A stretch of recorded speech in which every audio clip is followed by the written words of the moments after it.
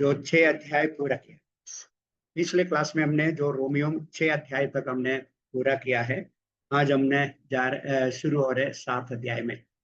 हमने पहले भी बताया था रोमियो के किताब में जो उनकी परिचय पहला 17 आयत में देता है। बाद में जो धार्मिकता क्या है वो पहला अध्याय के 18 से 3 का 20 तक बताया गया है। और जो धार्मिकता का जरूरत क्या है वो 3 का 20 तक बताया है। और धार्मिकता क्या है वो 3 का 21 से 5 के 21 तक बताया। 6, 7, 8 इस तीनों अध्याय में हम जो धर्मी बनने के बाद वो धार्मिकता में बने रहने के लिए और एक प्रक्रिया में एक प्रोसेस में हम होकर जाना है, वही है पवित्रीकरण। ये 6, 7, 8 अध्याय में पौलुस पवित्रीकरण के बारे में बताता है। इसलिए हम देखेंगे तो ये 6, 7, 8 अध्याय में पवित्रीकरण के संबंधित 3 बातों के बारे में पौलुस विवरण करते हैं। एक है धर्मी पवित्रीकरण में हम क्या करना है, पाप से हम विजय पाना है, और पवित्रीकरण में हम व्यवस्था से स्वतंत्र होना है, और पवित्रीकरण में हम परमेश्वर से सुरक्षा पाना। ये 3 बात पौलुस इस तीनों अध्याय में बताता है। इसलिए जब 7 अध्याय में पौलुस की मुख्य विषय है हमारा पवित्रीकरण को व्यवस्था के साथ, जो मूसा ने दिया व्यवस्था के साथ क्या संबंध है, हम अभी भी व्यवस्था के अधीनता में रहना ही क्या, ये सब बात पौलुस इस 7 अध्याय में विवरण कर रहे हैं। और इसलिए हम इस 7 अध्याय पढ़ के देखेगा तो इसमें 23 बार 23 समय बार क्या इस्तेमाल किया है, व्यवस्था शब्द को इस्तेमाल किया है। व्यवस्था शब्द इस्तेमाल 23 बार इस 7वां अध्याय में वो बताया। कारण व्यवस्था से हमारी पवित्रीकरण कैसे संबंधित है, उनको व्यवस्था से हमारी संबंध क्या है, वही है इधर पौलुस बताते हैं। आपको मालूम है पौलुस पहले भी लिखा है धर्मीकरण पाने के लिए व्यवस्था का कोई मूल्य नहीं है। हमारा धर्मीकरण व्यवस्था से नहीं है, वो स्पष्ट में पौलुस पहले ही बता दिया है। और 6 अध्याय की 14 में हम पढ़ते हैं क्या है, विश्वासी मूसा की व्यवस्था के अधीन नहीं है, ऐसा हमने पढ़ते हैं। इसलिए लेकिन ऐसा हम व्यवस्था के अधीन में नहीं है तो व्यवस्था के साथ हमारा संबंध क्या है वो हमको जानने की जरूरत है। व्यवस्था के साथ हमारा प्रतिक्रिया कैसे होना है वही पौलुस हमें इधर सिखाता है। देखो पवित्रीकरण की प्रक्रिया में व्यवस्था की क्या भूमिका है, वही है पौलुस इस 7 अध्याय में बताता है। पौलुस को विश्वासियों के व्यवस्था के साथ संबंध को समझाने की आवश्यकता थी। इसलिए लोगों की स्वाभाविक विचार है यदि व्यवस्थाओं को पालन नहीं करेगा तो पवित्रीकरण में बढ़ ना पाएगा। क्यों, ये समझने के लिए आया। हमको लगता है यदि हम व्यवस्था को पालन नहीं करेगा तो हमको क्या है, पवित्रीकरण में आगे बढ़ना मुश्किल है। यदि हम धर्मी होकर आगे जीवन बिताना है तो हम व्यवस्था भी पूरा करना जरूरी है। हमको मालूम है पहली सदी की कलीसिया में जो कई यहूदी लोग यहूदी मार्ग से विश्वास में आए हुए लोग कलीसिया में आकर अन्य जाति लोगों को कलीसिया में आकर उन लोग खतना पालन करना, इसलिए व्यवस्था को पालन करना जरूरी है बोलकर लोगों में ज्यादा बोझ डालने के लिए कोशिश किया था। रोम की कलीसिया में भी अन्य जाति लोग भी थे, यहूदी लोग भी थे। इसलिए लोगों की एक नेचुरल टेंडेंसी, स्वाभाविक विचार है यदि हम व्यवस्था में बने नहीं रहे तो व्यवस्था को पालन नहीं करे तो हमको पवित्रीकरण में बढ़ नहीं जाएगा, ऐसा एक विचार लोगों के मन में है। लेकिन हमने 5वां अध्याय में पढ़ा है, 5 का 20 में हम पढ़ते हैं यहाँ पाप बहुत हुआ, वहां अनुग्रह उसे भी कहीं अधिक हुआ। इसलिए कोई सोचता है हम पाप करते रहे कि अनुग्रह बहुत हो। 5वां अध्याय समाप्त करते हुए कई लोग बोलते हैं हमें जो पाप बहुत हो गए उधर परमेश्वर की अनुग्रह भी बहुत हो गया, अनुग्रह ज्यादा अधिक बहुत होकर गया है। इसलिए 6वां अध्याय में क्या शुरू होते हैं, 6वां अध्याय में लोग पूछते हैं यदि पाप क्या है, उधर पूछते हैं क्या है पाप कर हम अनुग्रह ज्यादा मिलने के लिए हम पाप में बने रहे, नहीं तो हम पाप ज्यादा करें। वही है 6 अध्याय की 1 में पूछते, 6 अध्याय की 1 में क्या ले तो हम क्या कहें, क्या हम पाप करते रहे कि अनुग्रह बहुत हो। इसलिए लोगों के मन में ये विचार आया, हमें अनुग्रह है इसलिए हमको कुछ भी पाप कर सकते, उन्हें ऐसा लगता है कि करते रह सकता है, पाप करने में कोई बुराई नहीं है क्योंकि हमारे पास ज्यादा अनुग्रह है। से ऐसे उनको लगता है उन्हें पाप करने का छूट मिला है, और नहीं तो एक लाइसेंस, पाप करने के लिए एक लाइसेंस मिला है। इसलिए ये 6 अध्याय में पौलुस ऐसे विचार कर उनको पाप करने के लिए, क्योंकि पाप करेगा तो हम अनुग्रह में, अनुग्रह है, अनुग्रह की बिस्तर पर हम गिरते हैं, हमें प्रभु क्या देते हैं, अनुग्रह देते, इसलिए हमको क्या है, पाप करते ही रह सकते। ऐसा करने वाला लोग सोचते हैं पाप करने के लिए हमें लाइसेंस है, क्योंकि कुछ भी पाप करो प्रभु हमें अनुग्रह बढ़ाकर वो हमें माफ करेगा। इसलिए एक ऐसी लोगों को जो पाप करने के लिए हमारे पास लाइसेंस है, हमको जितना भी पाप करना उतना करने में कोई प्रॉब्लम नहीं, प्रभु माफ करेगा, प्रभु की अनुग्रह हमारे साथ, ऐसी विचार करने वालों को जो पौलुस ने सिखाया अध्याय है 6 अध्याय, उसमें पौलुस बोला है जो कथा भी नहीं, अनुग्रह बढ़ते हैं सोचकर आप लोग कभी भी पाप में नहीं बढ़ना है, क्योंकि आप पाप के लिए मर चुका है, हम प्रभु यीशु के लिए जीवित हैं, हम व्यवस्था की अधीनता में नहीं, हम कृपा की अधीनता में है, बोलकर पौलुस 6 अध्याय में सिखाते हैं। लेकिन दूसरे एक प्रकार के लोग हैं, पहला प्रकार के लोग सोचते हैं पाप करने के लिए हमारे पास लाइसेंस है, उनके जो पौलुस खिलाफ पौलुस 6 अध्याय में सिखाए। 7वां अध्याय में पौलुस सिखाते जो ऐसा दूसरे झुंड का लोगों को सिखाता है, उसमें क्या है, वो लोग सोचते हैं हमें व्यवस्था नहीं, हमने क्या है अनुग्रह से हमको उद्धार, वो समूह क्या सोचता है, हम अनुग्रह से तो बचाए गए हैं, लेकिन परमेश्वर को प्रसन्न करने के लिए हमें व्यवस्था का पालन करना होगा। वे सोचते हैं कि हमें कुछ नियमों को पालन करना होगा, इस मानसिकता को विधिवाद या व्यवस्थावाद कहते हैं। इसलिए 7वां अध्याय में पौलुस जो डील करते हैं, पौलुस ऐसे विधिवाद नहीं तो व्यवस्थावाद वाला लोगों को, ऐसा उन लोग के उनकी विचार क्या है, हम अनुग्रह से कारण हम उद्धार पाया है, अनुग्रह से हमें क्या मिला है, हम बच गया है, हम बचाया गया है, लेकिन परमेश्वर को प्रसन्न करने के लिए हमको व्यवस्था का पालन करना पड़ेगा। ऐसा ऐसा सोचने वाला एक लोग, एक झुंड पहली सदी में से आज भी हम देखते हैं, मसीह में आने के बाद भी हम भी कई व्यवस्था में, कई रूल में आ जाते हैं, ऐसा करना, कई रूल्स कानून के अधीन में हम आते हैं, इसलिए कानून की पालन करेगा तो हम अच्छा हो जाएगा बहुत रहे, इसलिए मैं ये करते हैं वो ये नहीं करते, हम दूसरों के साथ तुलना करते हैं और बोलते हैं हम दूसरों को आरोप करते हैं, वो ये नहीं करते, मैं उपवास ज्यादा करते हैं वो उपवास कम करते हैं, इसलिए उपवास के बारे में एक नियम लेके आएगा, और पहनने वाला कपड़ा के बारे में सफेद कपड़ा पहनना है, एक पहनना नहीं है, इसलिए अलग अलग बातों में हम व्यवस्था नहीं तो अलग अलग कानून बनाकर वो कानून को पालन करने की ओर बढ़ते जाते, एक एक टेंडेंसी, एक मानसिकता हमको आज का कलीसिया में भी दे सकते हैं।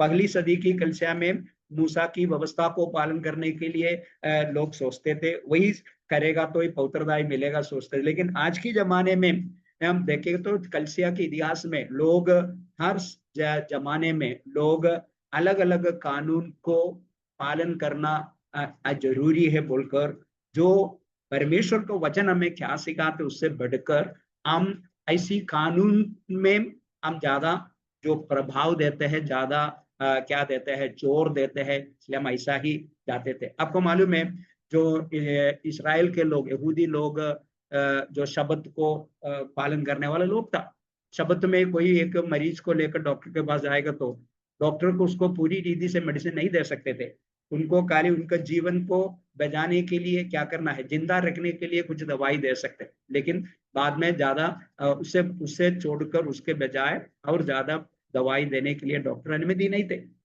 और कोई लिफ्ट में चढ़ेगा तो वो क्या स्विच ऑन नहीं करते थे, कोई आने के लिए उधर वेट करेगा, कोई आएगा तो वही स्विच ऑन कर, क्योंकि वो स्विच ऑन करना भी गलत है, ऐसा उनको एक नियम था। और एक शब्द के दिन में खाली 2000 फीट दूर जाना है, उसके ज्यादा एक व्यक्ति को चल नहीं सकते थे। ये सब क्या है आपको मालूम है, यीशु मसीह के पास भी आकर कई प्रश्न लोग पूछते थे। इसलिए 7 अध्याय में पौलुस बताते हैं व्यवस्थावाद का जो सोचने वाला, व्यवस्था को पालन करना जरूरी है पवित्रीकरण पाने के लिए, हम पवित्रता में बढ़ने के लिए, हमारी धार्मिकता में बढ़ने के लिए व्यवस्था को नहीं तो अलग अलग कानून को पालन करना जरूरी है, ऐसा विश्वास करने वालों को पौलुस सिखाते हैं। एक कौन सा अध्याय? 7वां अध्याय। इसलिए यही है इधर पौलुस की शिक्षा की मुख्य उद्देश्य, उनको सिखाना है हम व्यवस्था के अधीन में नहीं, हम व्यवस्था से हमने क्या किया है, हम स्वतंत्र पाया है। देखो, यीशु हमारा प्रभु है तो कौन है? यीशु को, यीशु की प्रभुता प्रभु प्रभु यीशु का प्रभुत्व वाला है हम है तो यीशु हमारा प्रभु है, वो हमारा परमेश्वर है। और क्या करते हैं हम? यीशु में आएगा तो हमें पवित्रता मिलते हैं और यीशु में हमें स्वतंत्रता भी मिलते हैं।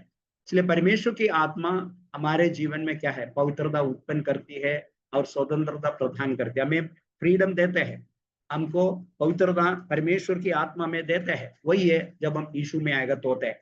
लेकिन मैं एक क्या है, लाइसेंस वाला व्यक्ति है जो को ऐसा सोचते हैं मेरे को पाप करने के कुछ भी पाप कर सकते हैं, तो मैं अनुग्रह के कारण वो क्षमा मिला जाता, इसलिए कुछ भी कर सकते हैं, ऐसा लाइसेंस वाला व्यक्ति को क्या है? उनका परमेश्वर कौन है? वो खुद परमेश्वर है, उनका परमेश्वर वो खुद है, वो खुद परमेश्वर है। और व्यवहार के मानवीय मानकों के साथ स्वतंत्रता को वो विकृत करते हैं, इसलिए मानवीय स्टैंडर्ड मानकों को लाकर वो क्या करते हैं? उनकी स्वतंत्रता को वो खराब कर देते हैं। और ये विचार उनमें उत्पन्न करता है क्या है? अहंकार, वो अहंकार हो जाता है और कुछ भी कर सकते हैं, अपवित्रता उनमें आ जाता है और वह एक उदासीनता की व्यक्ति भी बन जाता है, क्योंकि परमेश्वर की इच्छा से जीने के लिए वो तैयार भी नहीं होते। इसलिए मैं कुछ भी पाप कर सकते सोचते हैं, क्यों? अनुग्रह के अधीन में सोचने वाला है घमंडी बन जाता है, अपवित्र बन जाता है, क्या कर सकते हैं? उदासीनता का जो आलसी का लोग बन जाता है, वो परमेश्वर की इच्छा के अनुसार आगे बढ़ नहीं पाता है। जो विधिवाद वाला नहीं तो व्यवस्था वाद वाला का क्या है? उनके लिए नियम का कौन है? प्रभु कौन है? नियम है। व्यवस्थावाद वालों का प्रभु क्या है? नियम है, नहीं तो व्यवस्था है। वो क्या करते हैं? मानवीय नियमों को, परमेश्वर की पवित्रता को विकृत, इसलिए परमेश्वर की पवित्रता को विकृत करने के लिए, उनको खराब करने के लिए उन लोग क्या लेके आएगा? मानवीय नियमों को नियमों को लेके आकर परमेश्वर की पवित्रता को वह विकृत नहीं तो खराब करते थे। इसलिए उनका विचार, उनके उन लोगों के जीवन में भी अहंकार आ जाता है और दूसरों को वह दबा देते हैं और वह क्या करते हैं? ये नियमों को पालन करना उनके लिए मुश्किल लगेगा, वो सब पीछे हटते हैं और आखिरी में वो क्या करते हैं? पागंडी बन सकते हैं, हिपोक्राइट बन सकते हैं, क्योंकि वह दूसरों के सामने देख, फरीसी लोग के बारे में वही हम पढ़ते हैं, वह बहुत बड़े बड़े बात करते हैं, उनको यीशु मसीह पागंडी लोग बुलाते। इसलिए व्यवस्था के पीछे हम जाएगा तो हम विधिवाद वाले होएगा तो आखिरी में वो हमें क्या कर सकते हैं? वो हमें पागंडी बनाता है। इसलिए जो गलातियों 5:1 में पौलुस पूछ रहे हैं, मसीह ने स्वतंत्रता के लिए हमें स्वतंत्र किया है, सो इसी में स्थिर रहो और दासत्व के जुए में फिर से ना जूतो। इसलिए उधर बोलते हैं दासत्व के जुए में फिर से ना जूतो, क्योंकि मसीह में जब हम आया, हम व्यवस्था से स्वतंत्र हो गए, फिर भी हमको क्या कर सकते हैं? व्यवस्था में जी सकते हैं, व्यवस्था को पालन कर सकते हैं, लेकिन आपने क्या है? वो जुए के अधीन में एक दासत्व बनने के बराबर। इसलिए पौलुस को बोलते दुर्बुद्धि गलातियों बोलकर उनको बुलाते, क्यों आप ये व्यवस्था के पीछे क्यों जा रहे हैं? व्यवस्था के दासत्व में क्यों आप वापस जाते हैं? ये दासत्व के जुए में क्यों फिर से क्यों आप अपने आप को जूतने के लिए समर्पण करते हैं? ऐसा पौलुस पूछते हैं। इसलिए क्या है? ये अलग अलग नियमों को लाकर क्या है? सफेद कपड़ा पहना है, बाल ऐसे काटना है और ऐसा सब अलग अलग नियम हमारे बीच में हम लेके आते हैं, मसीह लोगों के बीच में भी है, हमारी कलिसियाओं में भी है, ऐसा नियम लेके आते हैं। वह नियम के कारण क्या होता है? उनकी बच्चों को क्या होता है? कुछ पालन करना मुश्किल हो जाता है, इसलिए हमारी पीढ़ी क्या करेगा? परमेश्वर से दूर हो जाते हैं। अभी आपने व्यवस्था को अधीन में रहने के लिए कोशिश करेगा तो अलग अलग कानून बनाकर वह कानून को पूरा करने वाले के लिए कोशिश करेगा तो आपको भी क्या कर सकते हैं? वो कानून आपको एक बंधन जैसे बन जाता है, कानून हमको बांध देते हैं, बंधन बन जाता है और आपको बाद में एक बंधन में रहना मुश्किल रहेगा और इसलिए आपको वो क्या करना पड़ेगा, वो बंधन से आप बाहर आने के लिए कोशिश करेगा। बाद में क्या करेगा, दूसरों के सामने आपने क्या करेगा, वो पालन करेगा। अंदर ये कानून कुछ आपने अंदर से पालन नहीं करे, इसलिए ये पागंडी अनुभव पर, हिपोक्रेसी की ओर आपको लेके जाएगा।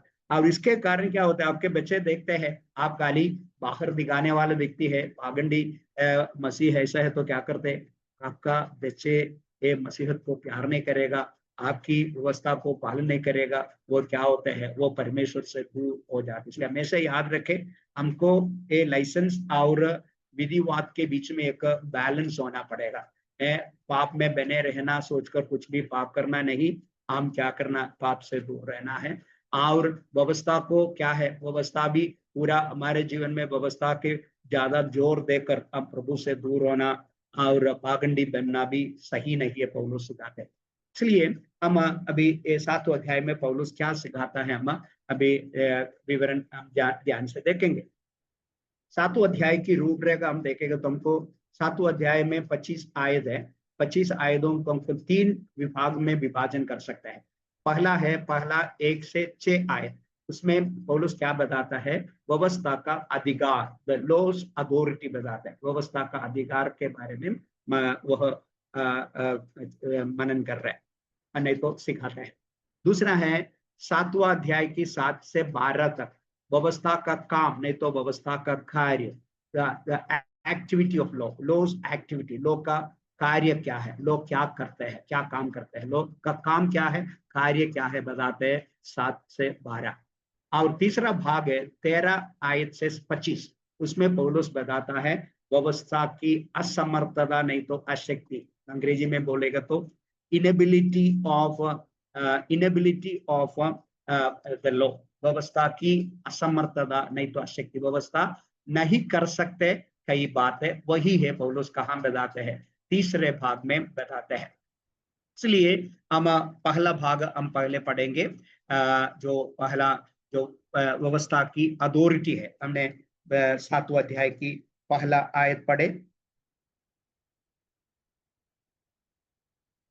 पहला आयत पहला 1 से 6 तक पढ़े, सॉरी। हे भाइयों, क्या तुम नहीं जानते, मैं व्यवस्था के जानने वालों से कहता हूँ कि जब तक मनुष्य जीवित रहता है तब तक उस पर व्यवस्था की प्रभुता रहती है, क्योंकि विवाहित स्त्री व्यवस्था के अनुसार अपने पति के जीते जी उससे बंधी है। परंतु यदि पति मर जाए तो वो पति की व्यवस्था से छूट गई। इसलिए यदि पति के जीते जी वो किसी दूसरे पुरुष की हो जाए तो व्यभिचारिणी कहलाएगी। परंतु यदि पति मर जाए तो वह उस व्यवस्था से छूट गई। यहाँ तक कि यदि किसी दूसरे पुरुष की हो जाए तो भी व्यभिचारिणी न ठहरेगी। वैसे ही हे मेरे भाइयों, तुम भी मसीह की देह के द्वारा व्यवस्था के लिए मरे हुए बन गए कि उस दूसरे के हो जाओ जो मरे हुए में से जी उठा, ताकि हम परमेश्वर के लिए फल लाए। क्योंकि जब हम शारीरिक थे तो पापों की अभिलाषाएं जो व्यवस्था के द्वारा थी, मृत्यु का फल उत्पन्न करने के लिए हमारे अंगों में काम करती थी। परंतु जिसके बंधन में हम थे उसके लिए मरकर अब व्यवस्था से ऐसे छूट गए कि लेख की पुरानी रीति पर नहीं वरन आत्मा की नई रीति पर सेवा करते हैं।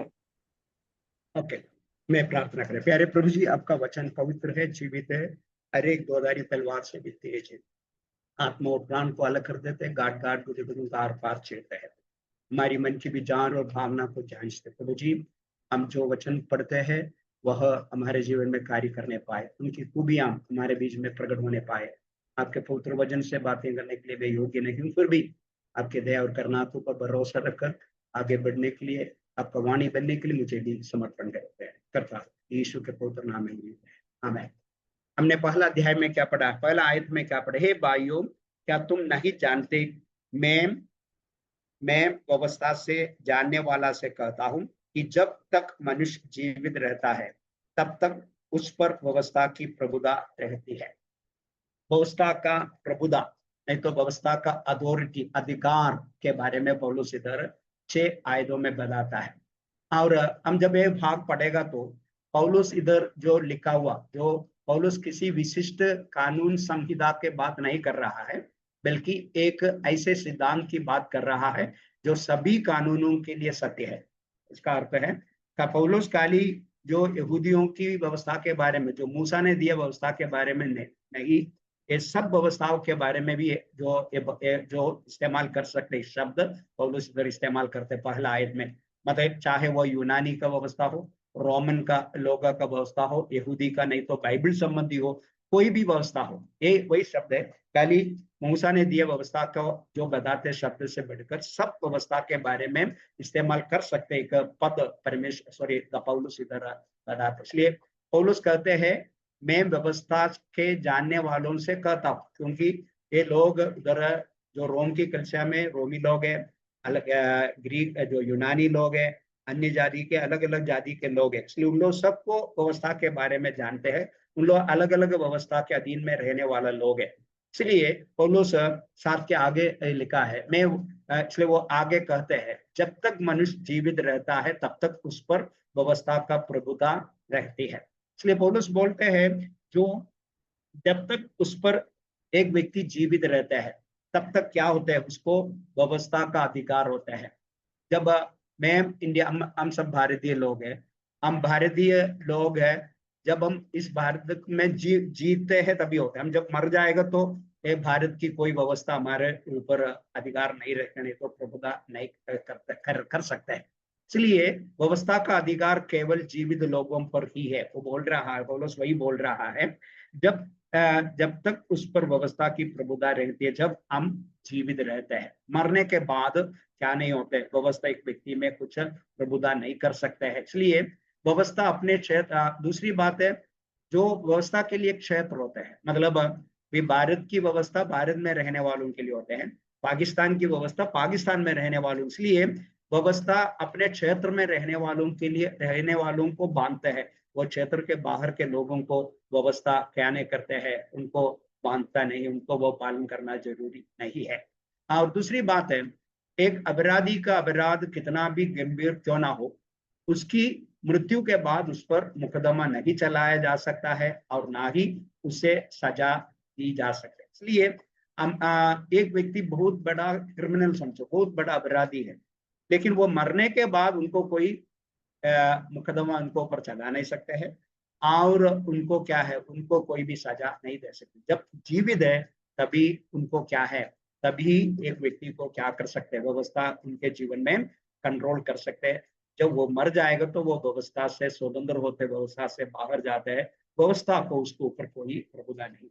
ये बात को विवरण करने के लिए बोलते पौलुस बोलते व्यवस्था को उसके अधीन में रहने वालों के ऊपर एक अधिकार है, जो जीवित लोग हैं उनके ऊपर एक अधिकार है। व्यवस्था कौन सा क्षेत्र में स्थापना किया है, वही क्षेत्र में रहने वालों को ऊपर व्यवस्था को अधिकार है, प्रभुता है। लेकिन एक व्यक्ति मर गया तो वो व्यवस्था से बाहर आता है। इसको एक्सप्लेन करने के लिए, विवरण करने के लिए पौलुस क्या करते हैं, पौलुस इधर एक उदाहरण लेके आता है। वो क्या है, वो बताते हैं क्योंकि दूसरा आयत में ऐसा लिखा है क्योंकि विवाहिता स्त्री व्यवस्था के अनुसार अपने पति के जीते जी उससे बंधी है, परंतु यदि पति मर जाए तो वह पति की व्यवस्था से छूट गई। इसलिए समझाने के लिए पौलुस किसका उदाहरण लेके आ रहा है, पति और पत्नी के बीच में होने वाला बंधन के बारे में, वह व्यवस्था उनको कैसे बांधते हैं उसके बारे में लिखा है। जब एक पत्नी जीवित है नहीं तो पति जीवित है तब क्या होते हैं, वो उससे बंदी होते हैं, उसे क्या है, उनसे उनके प्रभुता में अधिकार में रहते हैं, अधीनता में रहते हैं। लेकिन पति मर जाएगा तो पति की व्यवस्था से वो छूट जाता है। और इसलिए तीसरा आयत में पौलुस पूछ रहे हैं सो यदि पति के जीते जी वो किसी दूसरे पुरुष की हो जाए तो व्यभिचारिणी कहलाएगी, परंतु यदि पति मर जाए तो वह उस व्यवस्था से छूट गई, यहाँ तक कि यदि किसी दूसरे पुरुष की हो जाए तो भी व्यभिचारिणी ना ठहरेगी। जब पति जीवित है तो उसको क्या है, दूसरा कोई पुरुष के पीछे वो जाएगा तो वो क्या होगा, व्यभिचारिणी बन जाता है।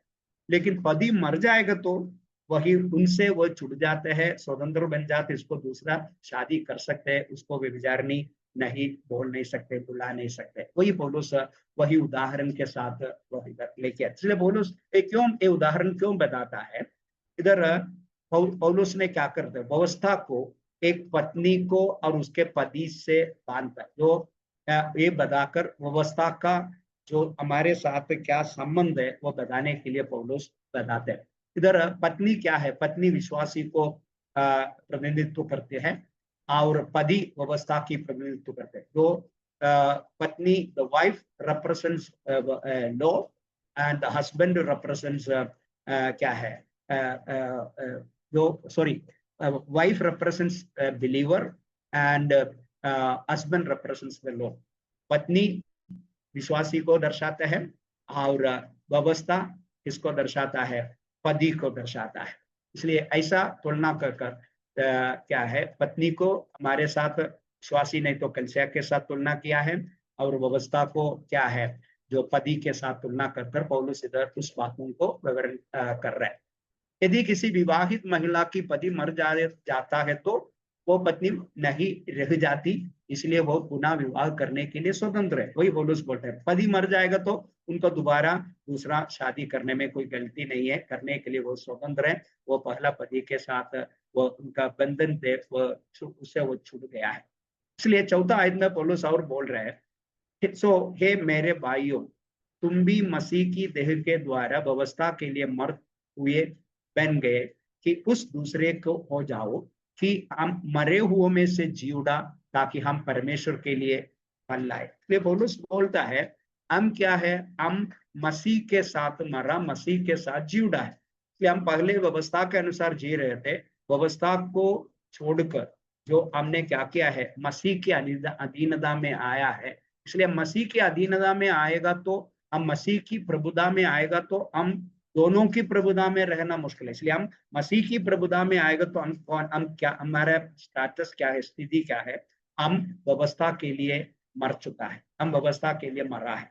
हम इसलिए हम मसीह के लिए जीवित हैं, हम व्यवस्था के लिए मर, इसलिए व्यवस्था के लिए मरा है तो हमने क्या नहीं करना, फिर व्यवस्था की अधिकार हमारे ऊपर नहीं है, व्यवस्था को हमें प्रभुता कर नहीं सकते। हम परमेश्वर की अधीनता में, यीशु मसीह की प्रभुता में जीना जरूरी है। ऐसा हम यीशु मसीह की जो यीशु मसीह की प्रभुता में हम आएगा तो क्यों हम हमें आज के हमारे जीवन में क्या परिणाम होने, इसलिए आखिरी भाग में पौलुस बोल रहे ताकि हम परमेश्वर के लिए फल लाए। हम अभी व्यवस्था के लिए फल लाने वाला ना होना है, हम परमेश्वर के लिए, प्रभु के लिए, यीशु मसीह के लिए फल लाने वाला बना है। इसलिए हमने क्या समझना है, हम मूसा की व्यवस्था के लिए मर चुके हैं, मर चुके हैं। इसका अर्थ नहीं है हम पुराना नियम के लिए मर चुके, पुराना नियम के लिए मरना नहीं मरा है, हम सिर्फ मूसा की व्यवस्था के लिए मर चुका है। हम समझ लिए, कई लोग बोलते हैं पुराना नियम नहीं चाहिए, हम कई लोग पुराना नियम को फेंक देते, ऐसा नहीं है। हम पुराना नियम के लिए नहीं मरा है, सिर्फ हमने मूसा की व्यवस्था के लिए मर चुके हैं, समझना है।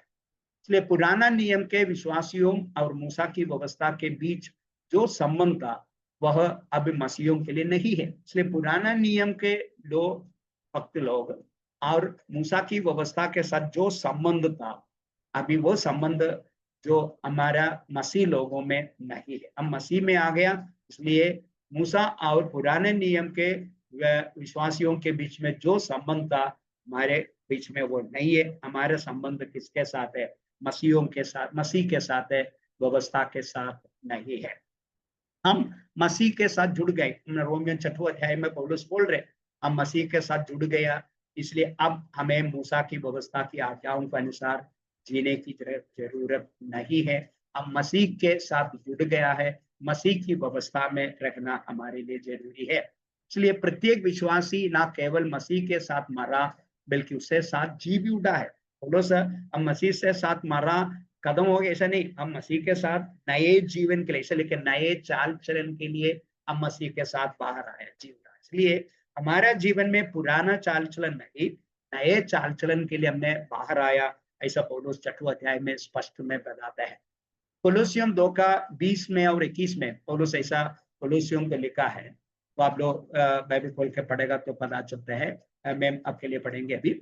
जबकि तुम मसीह के साथ संसार की आदि शिक्षा की ओर से मर गए हो, तो फिर उनके समान जो संसार में जीवन बिताते हैं मनुष्यों की आज्ञाओं और शिक्षानुसार और ऐसी विधियों के वश में क्यों रहते हो कि यह ना छूना, उसे ना चखना और उससे हाथ ना लगाना। पौलुस बोल रहा है पुराना नियम में अलग अलग व्यवस्था है, ये बात तो छूना नहीं, उस बात को चखना नहीं, वो खाना नहीं है, और क्या है उसको हाथ नहीं लगाना है। अलग अलग व्यवस्था है, वो कहाँ है पुराना नियम का। इसलिए पौलुस पूछ रहे हैं, पौलुसियों को पूछ रहे हैं, जबकि तुम मसीह के साथ संसार की आदि शिक्षा की ओर से मर गया हो, तो आप ऐसी विधियों के वश में क्यों रहते हो कि ये ना छूना, एक ना चखना, एक उससे हाथ ना ले। इसलिए ये सब कानून है, उसको मत छुओ, वो ना करो, ये ना करो, वो ये खाओ मत। ऐसी पुराना नियम की वो ऐसी व्यवस्थाओं में आप रहेगा तो इसका अर्थ क्या है, आपका चाल चलन बदला नहीं, आप अभी भी क्या है पुरानी आदत में रहने वाला लोग है, ऐसा पौलुस बोलते हैं।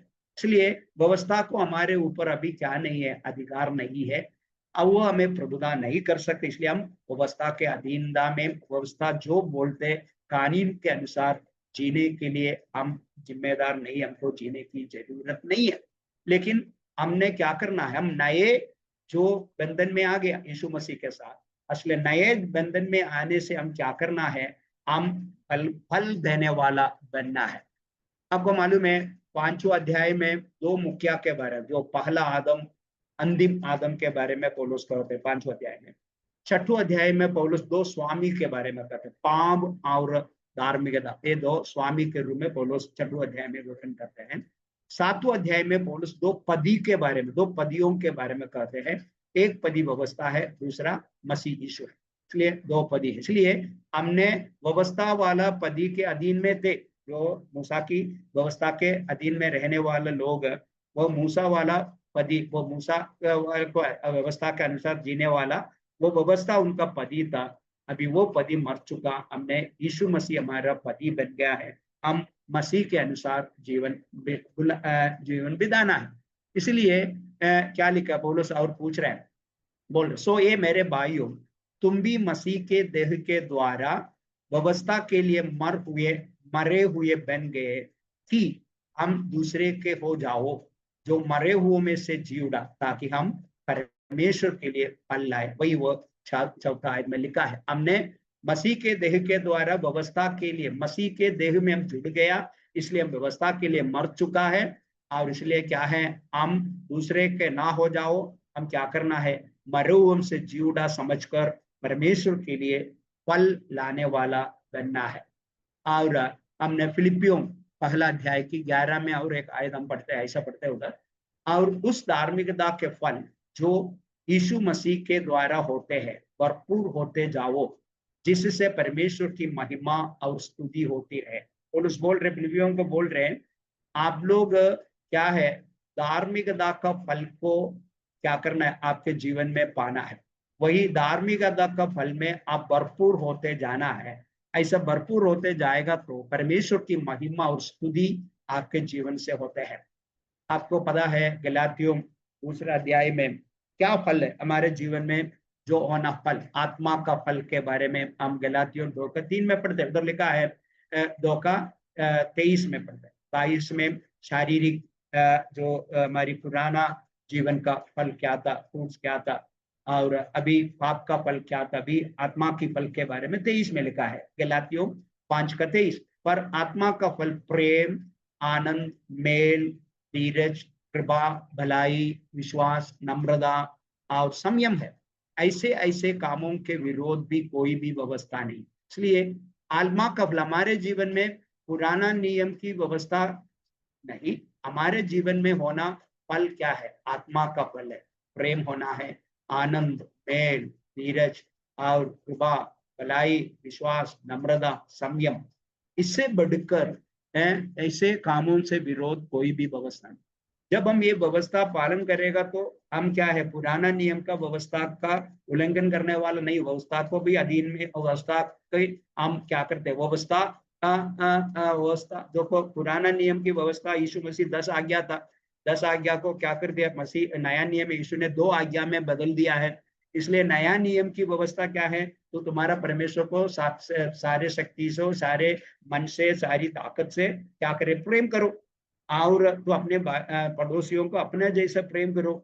ये नया नियम में हमने ये 2 व्यवस्था पालन करे, तो पुराना नियम का 10 व्यवस्था उसमें आ गया। इसलिए पौलुस बोल रहा है ऐसे ऐसे कामों के विरुद्ध कोई भी व्यवस्था नहीं। हमने प्रभु ने नया नियम में हमारे लिए किया गया व्यवस्था पालन करेगा तो हम क्या करते हैं, पुराना नियम का भी व्यवस्था के खिलाफ नहीं जाएगा, हम वही व्यवस्था भी हमारे जीवन में पूरा करने वाला भी होएगा। लेकिन उसकी व्यवस्था नहीं हमें कंट्रोल करते, हमने समझना पड़ेगा वो व्यवस्था में नहीं कंट्रोल कर रहे, हम कानून के अनुसार जीना नहीं है।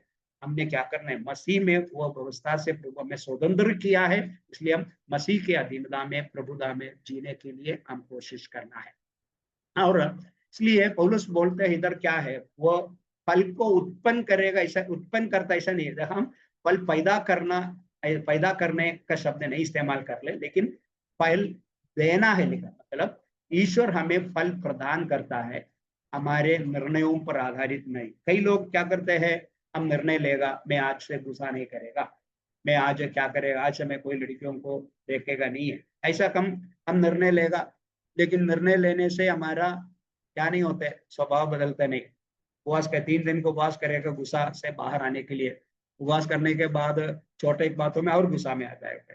इसलिए कई बार हम अपनी ताकत पर, अपनी मेहनत पर कोशिश करते हैं निर्णय लेकर, लेकिन हमारी ताकत पर हमको क्या नहीं कर सकते, उसमें विजय नहीं पा सकते। एक कौन हमें मदद करते हैं, परमेश्वर की आत्मा मदद। इसलिए मसीह जीवन में हम पवित्रीकरण में बनना है तो हम हमारी क्षमता के ऊपर आश्रय रखना छोड़कर हम पवित्र आत्मा की क्षमता में भरोसा रखकर पवित्र आत्मा हमें उनका फल हमारे जीवन में लाने के लिए वो हमारे जीवन में प्रदान करते। ये क्या है, हम समझना पड़ेगा। हमारी निर्णयों के ऊपर हमको ये बातों को पा नहीं सकते हैं पवित्र आत्मा, इसलिए फल को हमको जन्म नहीं दे, सॉरी, फल को हमको पैदा नहीं कर सकते हैं, फल अपने आप प्रधान होते हैं, परमेश्वर की आत्मा में प्रधान होते हैं। इसलिए परमेश्वर की आत्मा में हमारी क्या होना है, आश्रय होना है, उनकी अधीनता में माना है, वह हमें जीवन बिताएंगे। ओके, इसलिए और हम आगे बढ़ो तो 7 की 5वां आयत में क्या लिखा है बोलो से, क्योंकि जब हम शारीरिक थे तो पाप की अभिलाषाओं जो व्यवस्था के द्वारा थी मृत्यु का फल उत्पन्न करने के लिए हमारे अंगों में काम करती थी। शरीर हमारे मानव स्वभाव को दर्शाता है जो पापपूर्ण, हमारे शरीर को शारीरिक से हम जब शारीरिक थे इधर लिखा है, मतलब हमारा शरीर के स्वभाव को वो बताते हैं। शरीर का स्वभाव क्या है, पापपूर्ण, लेकिन व्यवस्था है, व्यवस्था ने पापपूर्ण भावनाओं को प्रतिबंधित करके उन्हें जगाया। लेकिन हमारी शरीर में क्या है, पाप पापमय शरीर है, पापमय विचार है, सब हमारे शरीर में है। लेकिन व्यवस्था क्या लेके आया, कानून लेके आया, वो मत करो, ये नहीं कर, तो इसलिए हमारी पाप की बातों को, हमारे शरीर की बातों को करने से क्या किया है, व्यवस्था में रोक लिया।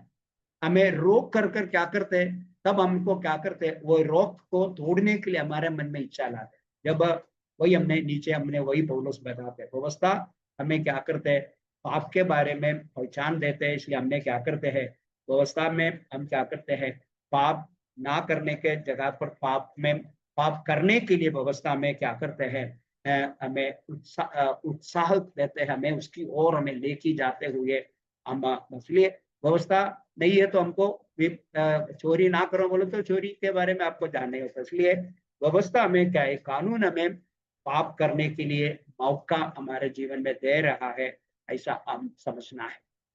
इसलिए हम समझना पड़ेगा एक परिवर्तित जीवन जो नए दृष्टिकोण और कार्यों को प्रकट करता है। इसलिए जब हम प्रभु में आएगा तो हमारा दृष्टिकोण बदलते हैं, हमारा कार्य आदत बदलते हैं, हम एक नया व्यक्ति बन सकते हैं। इसलिए व्यवस्था हम के अभिलाषाओं में हम क्या नहीं करना, वो मृत्यु पाप हमारे व्यवस्था में पाप के लिए अभिलाषा लाता है, पाप हम पाप करने के बाद हमें मृत्यु उत्पन्न होते हैं, वही हमने 7 का 5 आयत में पौलुस बताता है। इसलिए वो ऐसी हालत पर हमने कैसे हमारे जीवन में हम आगे कैसे बढ़ना है। इसलिए वो 6 आयत में पौलुस क्या बोलते हैं, 6 आयत में पौलुस हमारा लिए एक नया ड्राइवर के बारे में बता रहे हैं। हमारा ड्राइवर पुराना ड्राइवर नहीं, हमको एक नया ड्राइवर मिला है। वही है वो 6 आयत में पौलुस लिखा है। क्या लिखा है, परंतु जिसके बंधन में हम थे उसके लिए मरकर अब व्यवस्था से ऐसे छूट गए कि लेग की पुरानी रीति पर नहीं वरन आत्मा की नई रीति पर सेवा करता है। इसलिए बोलते हैं हम अभी व्यवस्था की बंधन में नहीं, हम व्यवस्था के लिए मर चुका है, इसलिए व्यवस्था से छूट गया। हम जो लिखा हुआ वह जो क्या क्या लेख था, जो मूसा ने जो लिखकर परमेश्वर के लोगों के लिए जो दिया हुआ व्यवस्था की लेख की पुरानी रीति पर नहीं है, हम क्या है आत्मा की नई रीति पर परमेश्वर को हम सेवा करते हैं। इसलिए हमारी प्रतिनिधि के रूप में मसीह की मृत्यु ने दोनों चीज पाप और व्यवस्था के साथ हमारा रिश्ता को बदल दिया। मसीह हमारे जीवन में आया, हमारे लिए हमारे जगह पर मसीह खड़े होकर हमारे लिए क्रूस पर मरकर पाप और व्यवस्था दोनों के साथ हमारा रिश्ता हमें से हमें हमको छुड़ाकर एक नया रिश्ता में लेके आया। अभी हमारा रिश्ता अलग है, हमारा रिश्ता किसके साथ है, यीशु के साथ है। इसलिए अब हमारे जीवन को कुछ और चलाता है। कौन चलाता है, पवित्र आत्मा। इसलिए पहले हमें व्यवस्था चलाते थे, व्यवस्था के एक एक कानून हमें चलाते थे, उससे हम मरकर हम नई एक पद में आया है, वह यीशु मसीह की अधीनता में आया है। अब यीशु मसीह में जी रहा है, तब हमें कंट्रोल करने के लिए, हमें लगाम करने के लिए परमेश्वर ने हमारे लिए रखा गया जो सहायक है पवित्र आत्मा। इसलिए वचन में लिखा है पवित्र आत्मा हमारा सहायक है। इसलिए पवित्र आत्मा की सहायता के बिना हमें पवित्र जीवन बिताना मुश्किल है। इसलिए पवित्र आत्मा की मदद के साथ ही हमें क्या कर सकते हैं, पवित्रीकरण में बढ़ सकते हैं। मूसा की व्यवस्था एक एकीकृत संहिता थी जिसमें नैतिक, धार्मिक, नागरिक नियम शामिल थे जो इस्राएलियों के जीवन को नियंत्रित करते थे। मूसा की व्यवस्था इस्राएलियों की धार्मिक जीवन, नैतिक जीवन, नागरिक जीवन सब उसमें थे, वही उनको नियंत्रित करते थे। लेकिन जब हम अभी भी, पौलुस बोल रहा है, अभी भी आपको क्या कर सकते, पुराना नियम की व्यवस्था के अधीन जी सकते। यदि हम चाहे तो उन शक्ति, उन व्यवस्था के हमारे जीवन में अभी भी उसकी व्यवस्था के अनुसार जी सकते हैं। क्योंकि ऐसा हम अभी भी हम दोबारा व्यवस्था के अधीन में जाएगा तो हम क्या करते हैं, हमारा जीवन का नियंत्रण परमेश्वर से वापस हम लेकर वो नियंत्रण किसके हाथ में देते, व्यवस्था के हाथ में। इसलिए पौलुस बोल रहे हैं यदि आप दोबारा वो व्यवस्था में जिएगा तो आपको कंट्रोल करने के लिए आप पवित्र आत्मा को अनुमति नहीं दे रहे हैं। आप क्या करते हैं, आपका कंट्रोल करने के लिए व्यवस्था को अनुमति दे रहे हैं। इसलिए पौलुस बोल रहे भी आपको पवित्र आत्मा एक सहायक के रूप में दिया है, आप उसकी कंट्रोल में हम रहना है, उसकी इच्छा के अनुसार हम जीवन बिताना है। हम व्यवस्था के दोबारा व्यवस्था में उस एक दासत्व का जुए जैसे गलातियों के 5:1 में हमने पढ़ा है, ऐसा जाए तो फिर हम वही उसकी व्यवस्था की दासत्व में बन जाएगा, वही एक जुए जैसे हमें उसके अधीनता में लेके जाएगा। इसलिए पौलुस बोल रहा है हमारे ऊपर जो व्यवस्था को अभी अधिकार नहीं है। इसलिए पहला 6 आयत में पौलुस व्यवस्था का अधिकार से प्रभु हमें छुड़ाया, उसके बारे में पौलुस, इसलिए हमको ऊपर व्यवस्था का प्रभुता करने के लिए अधिकार नहीं है। अभी हम यीशु मसीह के अधीनता में है, हम परमेश्वर की प्रभुता, यीशु मसीह की प्रभुता में है। हमें कंट्रोल करते हैं कौन है, जो हमें कंट्रोल करते हैं पवित्र आत्मा। पवित्र आत्मा की जो अधीनता में हम आगे बढ़ना है, उसकी अधिकार के अधीनता में हम मसीह, वही है पहला भाग। दूसरा भाग है व्यवस्था की कार्य, वो 7 से 12 तक लिखा है, देखेंगे आप कितना तक बता सकते हैं। व्यवस्था की कार्य क्या है, व्यवस्था की काम क्या है। 7वां अध्याय व्यवस्था जो 7 का 7 में क्या लिखा है, हम क्या कहे, क्या व्यवस्था पाप है, कदापि नहीं, वरन बिना व्यवस्था के मैं पाप को नहीं पहचानता। व्यवस्था यदि ना कहती कि लालच मत करे तो मैं लालच को ना जानता। पौलुस बोलते हैं व्यवस्था हमारे जीवन में क्या काम करता है, व्यवस्था आपके जीवन में क्या किया था। पौलुस यहूदियों को बोला आपका व्यवस्था आपके जीवन में क्या किया था। नहीं तो व्यवस्था अभी भी आपके जीवन में क्या काम कर सकते हैं। बोल रहे व्यवस्था में क्या करते हैं, पाप की पहचान देते हैं। व्यवस्था में पाप के बारे में जागरूक करती है, नहीं तो पाप के बारे में ज्ञान देते हैं, नहीं तो पाप के बारे में पहचान देते हैं। रोमियो 3:20 में क्या लिखा है, क्योंकि व्यवस्था के कामों से कोई प्राणी उसके सामने धर्मी नहीं ठहरेगा, इसलिए कि व्यवस्था के द्वारा पाप की पहचान होती है। इसलिए व्यवस्था में अच्छी बात लिखा है, लेकिन वो व्यवस्था पालन करना हमारे लिए ना नामुमकिन है, हमारे लिए असंभव बात है।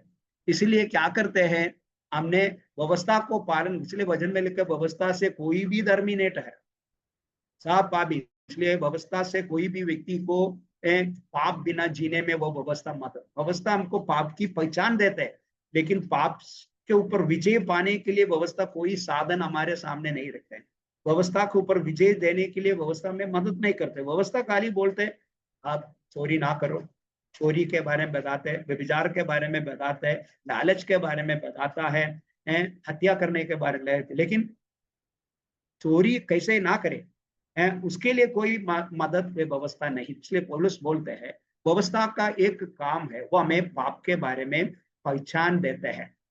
इधर पौलुस ने पाप, इधर इस अनुच्छेद में पौलुस द्वारा पाप शब्द का प्रयोग ये दर्शाता है कि वो पाप को हर किसी के भीतर एक शक्ति के रूप में सोच रहा था।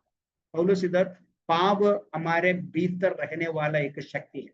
मनुष्य को अंदर पाप का एक ताकत रहता है, पाप करने के लिए वो आपको उत्साहित करते हैं, पाप के लिए आपका मन में लालच पैदा करते हैं।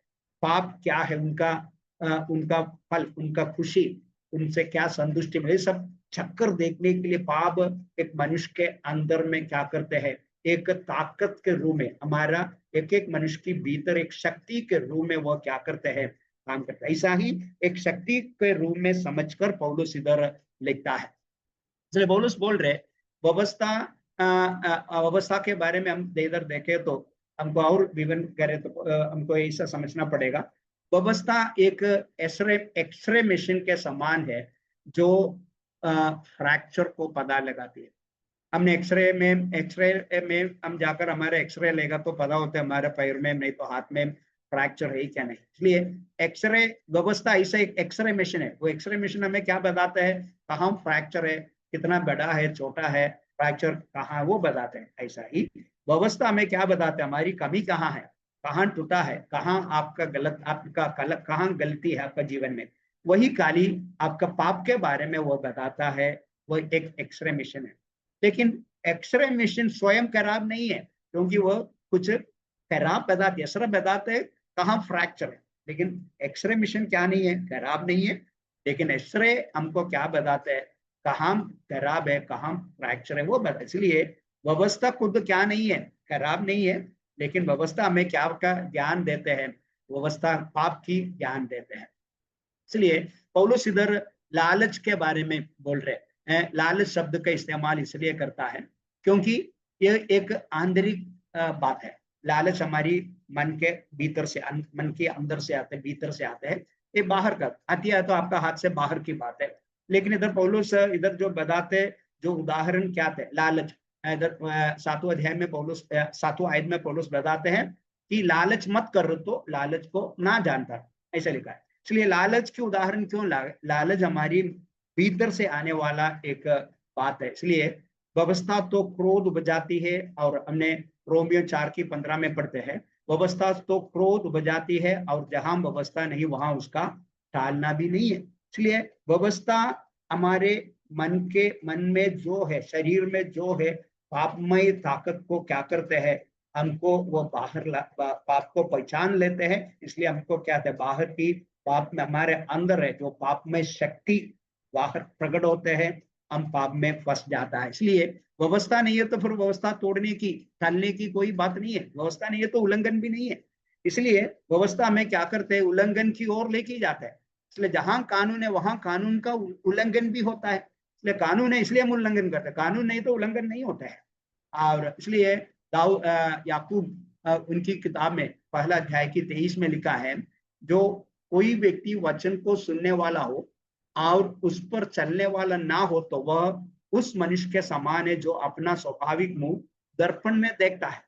दर्पण में देखते तो हमको क्या पता है, हमारी चेहरे में कोई क्या है, कोई क्या है, कोई माइल है, कुछ खराब चीज हमारे चेहरे में, क्या वह क्या है, कुछ माइल है, और उसको हमने ठीक करने के लिए पाउडर लगाकर उसको सुंदर बनाने के लिए हमने कहाँ देखते, दर्पण में देखते। इसलिए जो पौलुस बोल रहा है, पौलुस वो याकूब उधर बोलने की और एक उद्देश्य ही है, पौलुस नहीं याकूब, याकूब बोल रहा है व्यवस्था क्या करते हैं, हमारी कमियों को बताता है। जैसे एक दर्पण, जैसे वचन हमारी कमियों को बताता है, ऐसा ही व्यवस्था भी हमारी कमियों को बताता है। वही है व्यवस्था का काम। इसलिए बोलते हैं व्यवस्था का काम है वो हमारी पाप के बारे में हमें क्या करते, पहचान देते हैं। व्यवस्था की दूसरा काम के बारे में हमने आगे पढ़ते हैं, वो 8वां आयत में पढ़ते हैं। 8वां आयत में व्यवस्था के बारे में लिखा, व्यवस्था पाप को जन्म देती है, ऐसा लिखा, नहीं तो उत्पन्न करता लिखा है। इसलिए 8वां आयत हम ऐसा पढ़ते हैं, परंतु पाप ने अवसर पाकर आज्ञा के द्वारा मुझ में सब प्रकार का लालच उत्पन्न किया, उसके बिना क्योंकि बिना व्यवस्था पाप मुर्दा है। देखो, परंतु पाप ने अवसर पाकर आज्ञा के द्वारा मुझसे सब प्रकार का लालच उत्पन्न किया। इसलिए व्यवस्था आने के समय हमारे शरीर में पाप रहते हैं, इसलिए व्यवस्था आकर वह एक कानून के रूप में हमें बोलते वो मत करो। लेकिन क्या करते हैं तब, क्या करते, हमारा शरीर में एक हमको एक अवसर मिल रहा है, क्या है वह, वो पाप को उत्पन्न करने के लिए हमको एक मौका दे। इसलिए पौलुस बोल रहा है व्यवस्था पाप को जन्म देते, नहीं तो पाप को उत्पन्न करते। व्यवस्था नहीं है तो हमने क्या नहीं करे, उनको तोड़ने की मन, नहीं तो हमारे शरीर में जो पाप में स्वाभाविक को क्या है, एक अवसर नहीं मिलेगा। इसलिए व्यवस्था के कारण हमारी शरीर में जो रहते हैं पाप को करने के लिए अवसर व्यवस्था दे। इसलिए पौलुस बोल रहे व्यवस्था हमको क्या करते, पाप का उत्पन्न करता है, नहीं तो मैं सोचता आपको समझ में आता है। व्यवस्था नहीं है तो हमको पता नहीं होता पाप क्या है, हमारे अंदर पाप वास करते हैं। इसलिए व्यवस्था आने के समय क्या करते हैं, व्यवस्था में बोलते मत करो, लेकिन हमारे अंदर पाप, इसलिए व्यवस्था ऐसा बोलने के कारण हमको क्या इच्छा आता है, हमारे शरीर में वो पाप को तोड़ने के लिए, वो व्यवस्था को तोड़ने के लिए इच्छा कर आते हैं। इसलिए हमने क्या करते हैं, हम पाप करते। इसलिए पौलुस बोलते सच में व्यवस्था हमारे जीवन में क्या करते हैं, पाप को उत्पन्न करते हैं, नहीं तो पाप को पाप का जन्म देते हैं, ऐसा पौलुस बताते हैं। वही है 7 का 8 में लिखा है, वही लिखा है व्यवस्था मुर्दा है, हम सब प्रकार का लालच वो हमें मुझ में वो उत्पन्न किया है। जब भी कोई व्यक्ति किसी चीज पर प्रतिबंध लगाने वाला कानून बनाते तो लोगों की स्वाभाविक प्रवृत्ति उसका विरोध करने का होती है। मनुष्य की आदत है, कोई भी व्यवस्था है तो उसको तोड़ने के लिए इच्छा हमारे मन में आए।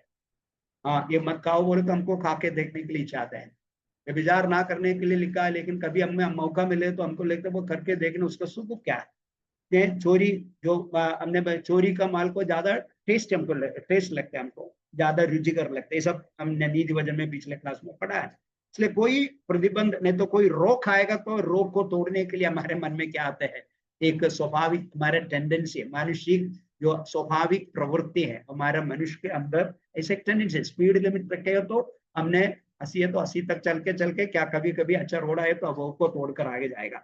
और कहाँ भी कैमरा नहीं है तो हमने क्या करेगा, हम तोड़कर आगे बढ़ाएगा। इसलिए ये कहाँ भी प्रतिबंध लगाना कोई भी कानून है तो मनुष्य के अंदर ऐसा एक टेंडेंसी है, एक स्वाभाविक स्वाभाविक प्रवृत्ति है, वो उसको तोड़ने के लिए एक इच्छा इसका मन में आता है। इसलिए व्यवस्था एक उत्प्रेरक है जो हमारे अंदर पाप की क्रिया को सहायता प्रदान करती है और उसे आरंभ भी करती है। इसलिए व्यवस्था एक कैटलिस्ट कहते हैं अंग्रेजी में, एक उत्प्रेरक, हमारे अंदर प्रेरणा देने वाला चीज बन जाता है। क्या के लिए, क्या करने के लिए, वो तोड़ने के लिए, नहीं तो पाप की क्रिया के लिए सहायता प्रदान करते हैं और उसको आरंभ भी करते हैं। तो व्यवस्था एक हमारे अंदर एक उत्प्रेरक के रूप में काम करते हैं। जो व्यवस्था तोड़ने की मन हमारे अंदर आते हैं, हम पाप हमारे अंदर क्या करते हैं, पाप करने के लिए व्यवस्था हमें मदद करते हैं, ऐसा वो समझ सकते हैं। देखो उत्पत्ति 3 अध्याय में जो शैतान ने सामने क्या किया, हवा के पास आया, पूछा है आपको पूछे तब जो रोका हुआ बात के ऊपर उधर बात होता है। पूछ रहे हैं ये आपको खाने नहीं खाने के लिए बताया क्या, तब वो बोल रहे खाना भी नहीं छूना भी नहीं।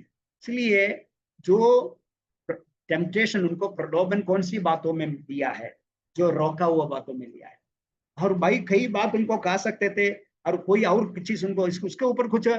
हमेशा परीक्षा कहाँ आता है, प्रलोभन कहाँ आता है, जो जहां प्रतिबंध है, जहां रोक है, जहां व्यवस्था है, वही हमको क्या आता है, वो तोड़ने के लिए प्रलोभन नहीं तो परीक्षा आता है, हमेशा याद रखें। इसलिए देखो गति सीमा के संकेत से आगे बढ़ने की तीव्र इच्छा पैदा नहीं हुई।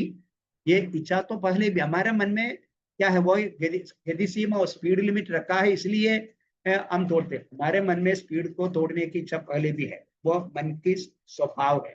इसलिए वो इधर क्या आ गया, गति सीमा लिख के रखा, इसलिए मुझको तोड़ने के लिए इच्छा ऐसे, वो स्वभाव हमारे अंदर पहले भी है। इसलिए वही पौलुस बोल रहे हमारे अंदर पाप का एक ताकत है, पाप का एक शक्ति है।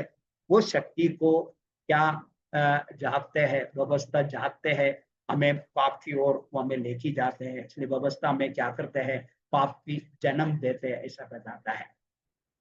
और देखो पाप का भ्रम 3 दिशाओं में होते हैं। पाप का भ्रम एक है, पाप में मिलने वाले एक संतुष्टि होते हैं, हम कुछ गलत करें तो उसमें हमको कुछ खुशी आता है। इसलिए मूसा के बारे में इब्रानी 11:25 में हम पढ़ते हैं, पाप में थोड़े दिन का सुख भोगने से परमेश्वर के लोगों के साथ दुख भोगना उसको उत्तम और उत्तम लगा।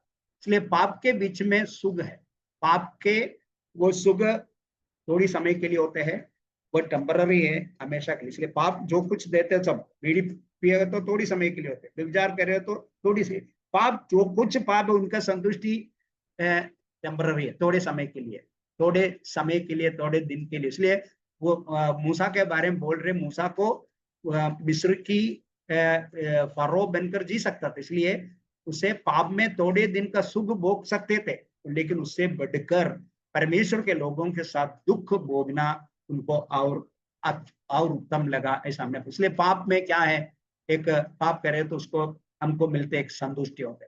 दूसरा है पाप के लिए एक बहाना बनाया जा सकता है। आप पाप करेगा तो क्या होते हैं, आपको बहाना होते हैं, हमेशा बहाना होता है। पहले शमूएल 15:15 में हम शाऊल के बारे में पढ़ते हैं।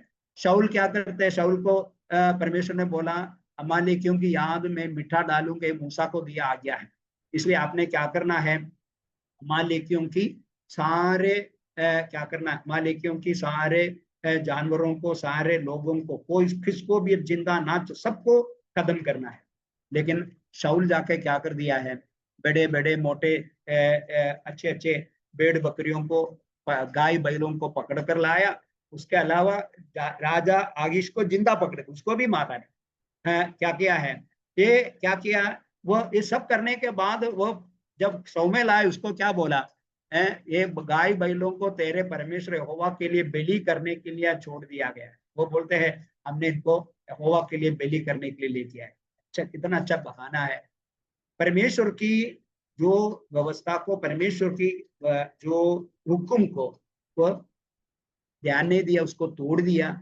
उसके बाद वह परमेश्वर के विरोध बात किया, और जब पूछा है एक अच्छा बहाना लेके। इसलिए हमेशा हम कुछ भी गलती कर रहे हो तो उसमें से बाहर आने के लिए बहाना बनाने के लिए हम बहुत आगे हैं। इसलिए पाप का एक दूसरा भ्रम है पाप के साथ बहाना बनाने की आदत भी है। तीसरा है पाप की परिणामों से बचने की संभावना। हम पाप की दंड हो, पाप की परिणाम हो, उसमें से हमको बच जाने के लिए भी हमने कोशिश करेगा, और वो करके हमने पहले भी क्या करेगा, वो बचने के लिए उसकी परिणाम से बच। अभी क्या करते हैं, अभी स्पीड लिमिट है, इस पर आजकल क्या करते हैं, रोबोट बोलकर एक आप लगाएगा तो ये बताते कहाँ कहाँ कैमरा लगाए। इसलिए उसकी परिणाम से बचने के लिए कुछ बात आपके पास होगी, इसलिए पाप से बचने के लिए कुछ तैयारी भी आप पहले करेगा, और आप पाप करें, इस पाप की बात है। इसलिए ये पाप की आदत है, क्या करते पाप हमें, सॉरी व्यवस्था हमें क्या करते हैं, पाप का उत्पन्न करते। वो उसका दूसरा काम है। सबसे पहला काम वो पाप का पहचान देते, दूसरा काम वो पाप का जन्म देते, नहीं तो तीसरा काम बोलकर आज मेरे को आगे जो व्यवस्था की जो क्या है, जो व्यवस्था के तीसरा बात क्या है, समय होगा, आप लोग 5-10 मिनट देगा, तब हम वो भी कदम करेगा। 10वां आयत में लिखा है, लोग क्या करते हैं, व्यवस्था क्या करते हैं, हमें मारते हैं, और वही आज्ञा 10वां आयत में, और वही आत्मा जो जीवन के लिए थी मेरे लिए मृत्यु का कारण ठहरी। व्यवस्था हमें क्या करते हैं, मार डालते हैं, हमें मृत्यु का कारण बन, पाप करने के लिए हमें उत्पन्न, पाप का पहचान देते हैं, हमें पाप पैदा करते हैं, पाप करने के कारण हमें क्या होता है, मृत्यु के लिए लायक बन। इसलिए व्यवस्था क्या करने के लिए दिया, व्यवस्था का मूल उद्देश्य क्या था, लोगों को, हमने लेवी व्यवस्था में पढ़ते हैं, आपने ये व्यवस्था पूरा करेगा तो तुम उससे जीवित रहेगा, लिखा है। इसलिए व्यवस्था में वही लिखे, व्यवस्था को तुम पालन करें उससे तुम जीवित। इसलिए व्यवस्था देने की मूल उद्देश्य क्या था, उससे लोग आशीष पाना, नहीं तो जीवन पाने के लिए। लेकिन पौलुस ने हम पाप को एक एक अभिनेता के रूप में चित्रित किया है। वो बोलते हैं जो 10वां आयत में, एक एक्टर के रूप में वो बताता है पाप क्या क्या व्यवस्था को, और वही आज्ञा जो जीवन के लिए थी मेरे लिए मृत्यु का कारण ठहरी, क्यों पाप ने इसलिए क्या करते, एक क्या करते हैं, पाप को एक अभिनेता के रूप में वो पौलुस बोल रहे, एक एक्टर के रूप में क्या करते हैं, पाप एक प्रलोभन कर्ता की भूमिका निभाते, पाप हमारे अंदर क्या करते हैं, एक प्रलोभन, परीक्षा लाने वाला एक व्यक्ति के रूप में वो करते हैं, एक व्यक्ति के वो पाप एक व्यक्ति के जैसे वो बताता है। पाप हमें क्या करते हैं, हमारे जीवन में क्या करते हैं, प्रलोभन लाने वाला एक व्यक्ति जैसा है, सब पाप के बारे में पौलुस उधर लिखा है। इसलिए पौलुस बोलते वो पौलुस को धोखा दिया और उसे वो मार डाला, नष्ट कर, वो पौलुस उधर लिखा है, और वही आज्ञा जो जीवन के लिए थी वो मेरे लिए मृत्यु का कारण ठहरी। वो बोलते हैं ये जीवन के लिए दिया पाप है, सॉरी व्यवस्था है, वो मेरे जीवन में क्या करना के कारण बन गया, मृत्यु का कारण बन गया। ऐसा पौलुस, पाप एक व्यक्ति है, एक परीक्षा देने वाला, प्रलोभन देने वाला, आपको उसके लिए उत्साह देने वाला एक व्यक्ति के रूप में पौलुस पाप को बताते। इसलिए पाप आपको पाप करके धोखा देकर आपको पाप पाप करा के आपको मृत्यु के लायक बन जाते, आपको मार डालता है। इसलिए अगर हम किसी मानव नेता का अनुसरण करना शुरू कर दे और उसकी शिक्षाओं को कानून के रूप में स्वीकार कर ले, हमने क्या करना, कोई भी क्या है, एक इस दुनिया में कोई व्यक्ति को हमारी नेता के रूप में स्वीकार करेगा तो हमने क्या करना, उसकी शिक्षाओं को कानून के रूप में हमने स्वीकार करना पड़ेगा। अभी हमने इस देश का कानून है, वो कानून को हमने पालन करना पड़ेगा।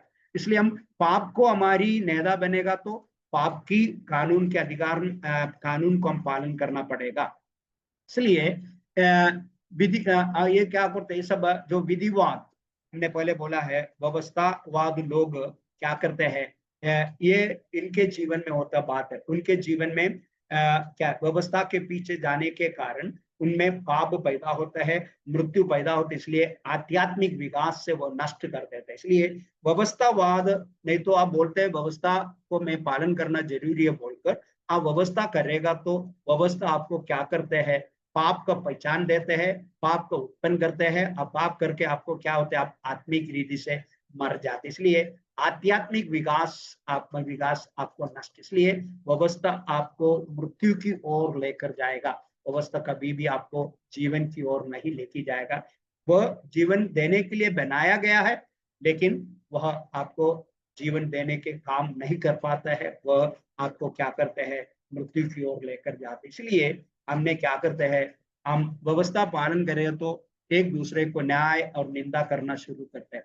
इसलिए हम व्यवस्था में जाएगा तो फरीसी लोग क्या करते हैं, फरीसी लोग हमेशा अपने अपने बारे में अच्छा समझते थे, और आपको मालूम है यीशु मसीह ने दृष्टांत कहा, फरीसी आकर बोला मैं चुंगी लेने वाला जैसा नहीं है, वो दूसरों के ऊपर आरोप, अपने आप को बड़ा समझेगा, दूसरों को नीचा समझेगा और दूसरों को निंदा करना शुरू होएगा। वही है ये व्यवस्थावाद लोगों का परिणाम, वही होता है, वह अपनी जीवन की सही हालत को जानने के लिए वो अंधा बन जाता है और वह पाप में बने रहेंगे और काबटी बन जाएगा, पागंडी बन जाएगा, और क्या करते हैं, और पाप में बने रहेगा और मृत्यु के लिए लायक बन जाते। इसलिए पौलुस बोल रहा है आप लोग अभी व्यवस्था के अधीनता में नहीं रहना है, आप व्यवस्था से स्वतंत्र है।